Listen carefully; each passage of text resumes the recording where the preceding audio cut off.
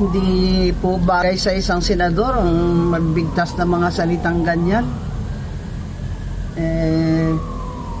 Dapat po ay kagalang-galang tayo kahit hindi tayo nagkakasundo.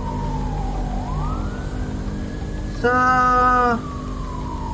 mga binigkas ni Erwin Tulfo, parang nakakatakot ng bumoto sa mga Tulfo na ito dati akala ko mga matulungin nitong mga lalaki ito. Kasi yung Raffy Tulfo nga naman yung unang nakilala natin. Itong Erwin nakilala ito sa, di ba, yung nagbigay, yan ba yun? Yung sabi namin ni Ramon Tulfo sa show niya, yung nagtip ng 250,000 sa isang babae. Masakit naman po pakinggan yung hindi daw niya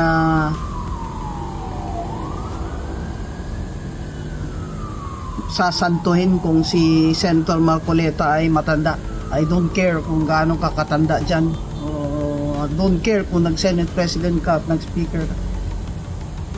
Kwelyuhan daw niya si Senator Marcoleta.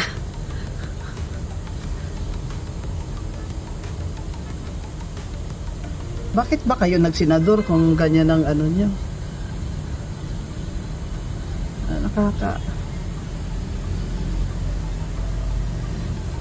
She's the worst Senate ever.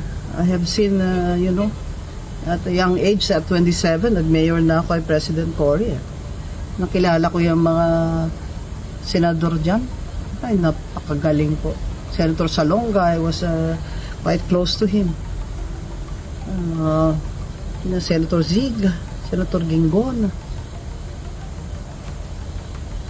Kahit hindi sila nagkakasundo wala akong bigkasan ng bastusan at physical harm. Because Erwin Tulfo is already threatening to do physical harm on Senator Marcoleta and Senate President Cayetano. Subukan nyo kaya. Subukan nyo lang. Hawakan si Senator Marcoleta. Nakita nyo ba yung libu-libong taong sumalubong kay Senator Marcoleta katapos ng hearing? Hindi po nyo nakita, tingnan nyo uli yung news. Gusto nyo bang gawin yan talaga? Para masalubong nyo yung libong-libong tao? Ang galit sa inyo.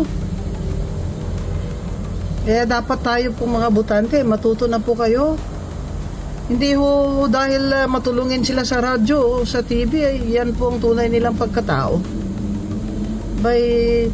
Dapat si Erwin Tulfo ay mag-apologize sa kay Senator Marcoleta at si Senate President Cayetano. Kung hindi po niya alam na mali yung ginagawa niya, his older brother, Senator Raffy Tulfo, should educate him.